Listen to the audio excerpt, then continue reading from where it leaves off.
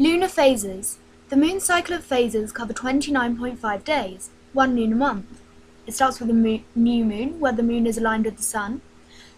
Then its waxing crescent in gibbous.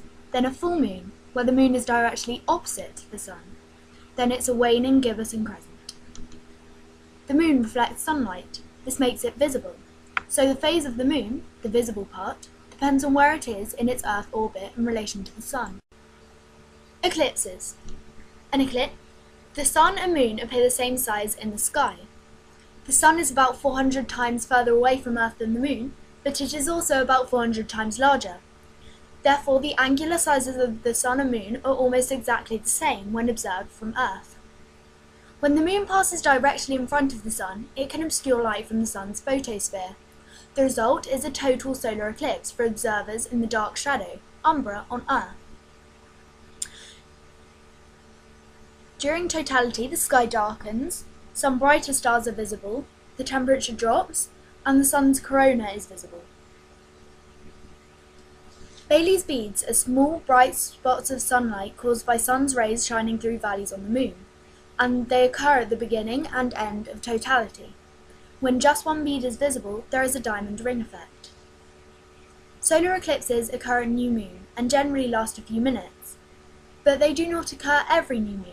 At most new moons, the invisible moon is either above or below the sun, because the moon's orbit of the Earth is tilted slightly, about 5 degrees, to the plane of the Earth's orbit of the sun.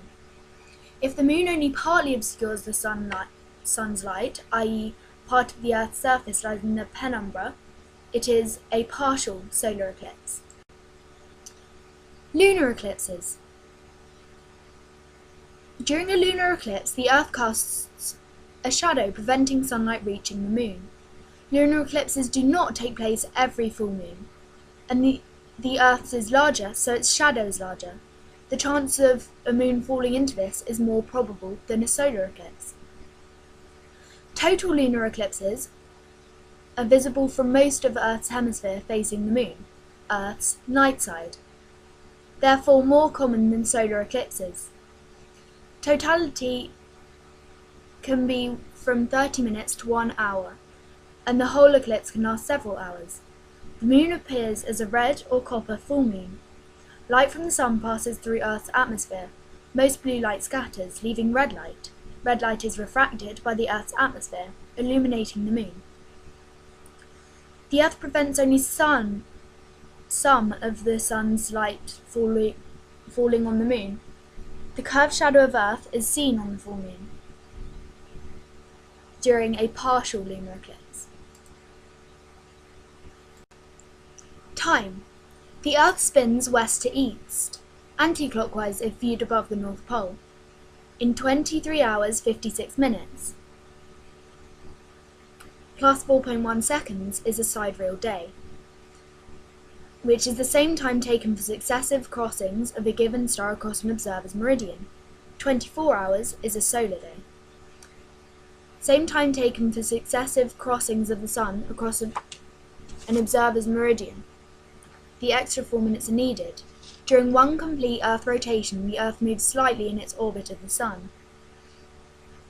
It must rotate an extra 4 minutes to allow the sun to return to the same position. Similar reason to the moon requiring an extra 2.2 days to bring into line with the sun. Sundials. Gnomon, spelt Gnomon, a leading edge casts a shadow onto a graduated scale. Sundial uses light from the sun determining apparent solar time.